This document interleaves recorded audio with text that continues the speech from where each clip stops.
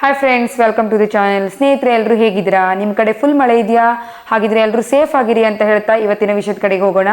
ಸ್ನೇಹಿತರೆ, ಹಿಂದಿನ ವಿಡಿಯೋದಲ್ಲಿ ನಾನು GDS ನೇಮಕಾತಿಯ ಬಗ್ಗೆ ತಿಳಿಸ್ಕೊಟ್ಟಿದ್ದೆ. ಹಾಗೆ ಹೇಗೆ ಅಪ್ಲೈ ಮಾಡೋದು, ನಿಮ್ಮ ಮನೆಯಲ್ಲಿ ಕೂತ್ಕೊಂಡು ನೀವು ನಿಮ್ಮ ಮೊಬೈಲಲ್ಲೇ ಹೇಗೆ ಅಪ್ಲೈ ಮಾಡೋದು ಅನ್ನೋದನ್ನು ಕೂಡ ಸ್ಟೆಪ್ ಬೈ ಸ್ಟೆಪ್ ತಿಳಿಸ್ಕೊಟ್ಟಿದ್ದೆ.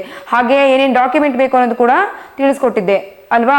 ಅದನ್ನ ಯಾರು ಚೆಕ್ ಮಾಡಲಿಲ್ಲೋ ದಯವಿಟ್ಟು ಬೇಗ ಹೋಗಿ ಚೆಕ್ ಮಾಡ್ಕೊಂಡು ನೋಡ್ಕೊ ಬನ್ನಿ. ಇವತ್ತಿನ ವಿಡಿಯೋದಲ್ಲಿ GDS ನೇಮಕಾತಿಯಲ್ಲಿ ಯಾವ ರೀತಿ ನಿಮಗೆ ಯಾವ ಟ್ರಿಕ್ ಬಳಸಿ ಜಾಬ್ ಸಿಗ್ಬಹುದು, ಹಾಗೆ ಎಷ್ಟು ಪರ್ಸೆಂಟೇಜ್ ಆದವರಿಗೆ ಜಾಬ್ ಆಗಬಹುದು, ಅಲ್ಲದೆ ಕೆಟಗರಿ ವೈಸ್ ಅಂದ್ರೆ ಯಾವ್ಯಾವ ಕೆಟಗರಿಗೆ ಎಷ್ಟೆಷ್ಟು ವೇಕೆನ್ಸಿ ಖಾಲಿ ಇದೆ ಎಂಬುದ್ರ ಬಗ್ಗೆ ತಿಳಿಸ್ಕೊಡ್ತೇವೆ. ಅದಲ್ಲದೆ GDS ನೇಮಕಾತಿಯಲ್ಲಿ ABPM ಹಾಗೆ BPM ಹೇಳುವಂತ ಒಂದು ಹುದ್ದೆಗಳಿಗೆ ಕನಿಷ್ಠ 10,000ರಿಂದ ಗರಿಷ್ಠ ನೀವು ರಿಟೈರ್ಡ್ ಆಗುವಂತಹ ಹಂತದಲ್ಲಿ 30,000 ಸ್ಯಾಲರಿ ಇರಬಹುದು. ಅದನ್ನ ನೀವು ಹೇಗೆ 60ರಿಂದ 70,000ವರೆಗೆ ತಿಂಗಳ ಸ್ಯಾಲರಿನ ಪಡಿಬಹುದು ಹೇಳೋದನ್ನು ಕೂಡ ನಾನು ತಿಳಿಸ್ಕೊಡ್ತೀನಿ.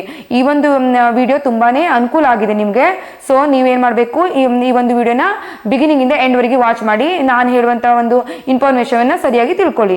ಹಾಗಿದ್ರೆ ಇವತ್ತು ವಿಡಿಯೋ ಸ್ಟಾರ್ಟ್ ಮಾಡೋಣ. ಒಟ್ಟು ಕರ್ನಾಟಕದಲ್ಲಿ 1940 ಹುದ್ದೆಗಳಿಗೆ ಆಹ್ವಾನಿಸಿದ್ದು, ಅದರಲ್ಲಿ 827 ಹುದ್ದೆಗಳು ಅನ್ರಿಸರ್ವ್ ಆಗಿದೆ. ಅಂದ್ರೆ ಈ ಒಂದು ಕ್ಯಾಟಗರಿಯಲ್ಲಿ ಯಾರು ಬೇಕಾದ್ರೂ ಅಪ್ಲೈ ಮಾಡಬಹುದು. ಅಲ್ಲದೆ OBC ಅವರಿಗೆ 446 ಹುದ್ದೆಗಳಿಗೆ ಮೀಸಲಿಟ್ಟಿದ್ದಾರೆ. ಹಾಗೆ SC ಅವರಿಗೆ 246 ಹುದ್ದೆಗಳು, 130 ಹುದ್ದೆಗಳು ST ಅವರಿಗೆ, ಹಾಗೆ EWS ಅವರಿಗೆ 230 ಹುದ್ದೆಗಳು, ಹಾಗೆ 43 ಹುದ್ದೆಗಳು ಅಂಗವಿಕಲರಿಗೆ ಈ ಒಂದು ಹುದ್ದೆಗಳಿಗೆ ಮೀಸಲಿಟ್ಟಿದ್ದಾರೆ. ಯಾವ ಕ್ಯಾಟಗರಿಯವರಿಗೆ ಎಷ್ಟು ವೇಕೆನ್ಸಿ ಇದೆ ಅಂತ ತಿಳ್ಕೊಂಡ್ರಿ ಅಲ್ವಾ? ಈಗ 10th ನಿಮ್ದು ಎಷ್ಟು ಪರ್ಸೆಂಟೇಜ್ ಆದ್ರೆ ಜಾಬ್ ಆಗ್ಬಹುದು ಅನ್ನೋದನ್ನ ನಾನು ಅಂದಾಜಿನ ಮೂಲಕ ತಿಳಿಸ್ಕೊಡ್ತೀನಿ. ನೋಡಿ, 90 ಅಬೋ ಆದವರಿಗೆ ಜಾಬ್ ಆಗ್ಬಹುದು ಅನ್ನೋದು ನನ್ನ ಅನಿಸಿಕೆ. ಆದ್ರೆ ನೋಡಿ, 95 ಅಬೋ, 96, 97 ಕಟ್ ಆಫ್ ಅಲ್ಲೂ ನಿಂತಿದ್ದಿದೆ ಎಷ್ಟೋ ಬಾರಿ.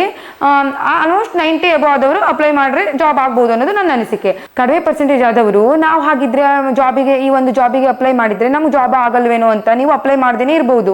ಸೊ ನೀವು ಹಾಗ ಮಾಡ್ಲಿಕ್ಕೆ ಹೋಗ್ಬೇಡಿ. ಯಾಕೆಂದ್ರೆ ಹಿಂದಿನ ಬಾರಿ ಅಂದ್ರೆ 2023ರಲ್ಲಿ 45% ಆದವರಿಗೂ ಜಾಬ್ ಆಗಿದ್ದಿದೆ. ಹಾಗೆ ನೀವು ಕೆಲವೊಂದು ಟ್ರಿಕ್ ಅನ್ನು ಕೂಡ ಉಪಯೋಗಿಸಿ ನೀವು ಅಪ್ಲೈ ಮಾಡಬಹುದು. ಅದು ಹೇಗೆ ಅಂತಂದ್ರೆ, ನೀವು ಕಳೆದ 3-4 ವರ್ಷಗಳಲ್ಲಿ ಯಾವ ಜಿಲ್ಲೆಯಲ್ಲಿ ಎಷ್ಟು ಕಟಾಪಿಗೆ ನಿಂತಿದೆ ಅಂತ ನೋಡ್ಕೊಂಡು ಅಲ್ಲಿ ನೀವು ಅಪ್ಲೈ ಮಾಡಬಹುದು. ಹಾಗೆ ಕೆಲವೊಂದು ಜಿಲ್ಲೆಗಳಲ್ಲಿ ಈ ಒಂದು ಜಾಬಿಗೆ ಕಡಿಮೆ ಸ್ಯಾಲರಿ ಇರುತ್ತೆ. ಹಾಗಾಗಿ ಎಲ್ಲರೂ ಅಪ್ಲೈ ಮಾಡಕ್ಕೆ ಇಷ್ಟಪಡಲ್ಲ. ಹಾಗೆ ಕೆಲವೊಬ್ರು ಹೈಯರ್ ಎಜುಕೇಶನ್ ಮಾಡ್ತಿರ್ತಾರೆ, ಅವರು ಕೂಡ ಅಪ್ಲೈ ಮಾಡಲ್ಲ. ಹಾಗಾಗಿ ನೀವು ಅಂತ ಒಂದು ಪ್ಲೇಸ್ಗಳನ್ನು ನೋಡ್ಬಿಟ್ಟು ಅಲ್ಲಿ ಅಪ್ಲೈ ಮಾಡಿದ್ರೆ ನಿಮ್ಗೆ ಜಾಬ್ ಆಗುವಂತ ಸಾಧ್ಯತೆ ಇರುತ್ತೆ. ಸೊ ನೀವು ಯಾವುದೇ ರೀತಿ ಹೋಪ್ಸ್ ಕಳ್ಕೊಳ್ಬೇಡಿ. ಯಾಕೆಂದ್ರೆ ಅಪ್ಲೈ ಮಾಡ್ಲಿಕ್ಕೆ ಏನು ಅದ್ರಲ್ಲಿ ಏನು ತಪ್ಪಿಲ್ಲ. ಜಸ್ಟ್ 100 ರೂಪೀಸ್ ಏನೋ ಫೀ ಇರುತ್ತೆ. ಹಾಗಾಗಿ ನೀವು ಅಪ್ಲೈ ಮಾಡಿ, ಅದೇನು ದೊಡ್ಡ ಅಮೌಂಟ್ ಏನಲ್ಲ. ಹಾಗೆ GDS ಅಲ್ಲಿ ಹುದ್ದೆನ ಪಡೆದ ನಂತರ ನೀವು 10,000ದಿಂದ ರಿಟೈರ್ಮೆಂಟ್ ಹಂತದಲ್ಲಿ 30,000 ಸ್ಯಾಲರಿನ ಪಡಿತೀರಾ. ಹಾಗೆ ಇದನ್ನ ನೀವು ಹೇಗೆ ಇನ್ಕ್ರೀಸ್ ಮಾಡ್ಕೊಳ್ಳೋದು ಅಂತ ನಾನು ತಿಳಿಸ್ಕೊಡ್ತೀನಿ ಅಂತ ಹೇಳಿದೆ ಅಲ್ವಾ?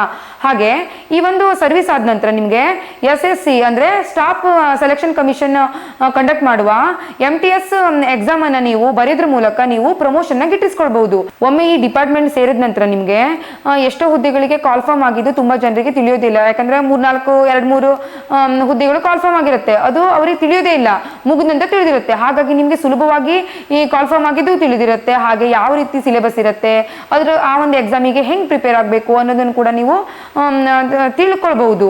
ಅಲ್ಲದೆ ನಿಮ್ಮ ಮೇಲಾಧಿಕಾರಿ ಜೊತೆ ನೀವು ಅವ್ರ ಗೈಡ್ಲೈನ್ಸ್ ಉಪಯೋಗಿಸ್ಕೊಂಡು ನೀವು ಆರಾಮಾಗಿ ಎಕ್ಸಾಮ್ ಅನ್ನ ಪಾಸ್ ಆಗುವಂತ ಒಂದು ಸಾಧ್ಯತೆ ಹೆಚ್ಚಿರುತ್ತೆ. ಹಾಗಾಗಿ ಈ ಒಂದು ಪ್ರಮೋಷನ್ ಮೂಲಕ ನೀವು ನಿಮ್ಮ ಸ್ಯಾಲರಿನ ಇನ್ಕ್ರೀಸ್ ಮಾಡ್ಕೊಳ್ಬಹುದು. ಹಾಗೆ ನಿಮ್ದು ಯಾವ ಕ್ಯಾಟಗರಿ, ಯಾವ ಡಿಸ್ಟ್ರಿಕ್ಟ್ ಅಲ್ಲಿ ಎಷ್ಟು ವೇಕೆನ್ಸಿ ಇದೆ ಅಂತ ನೋಡ್ಕೊಂಡು ನೀವು ಅಲ್ಲಿ ಅಪ್ಲೈ ಮಾಡೋದು ಬೆಸ್ಟ್.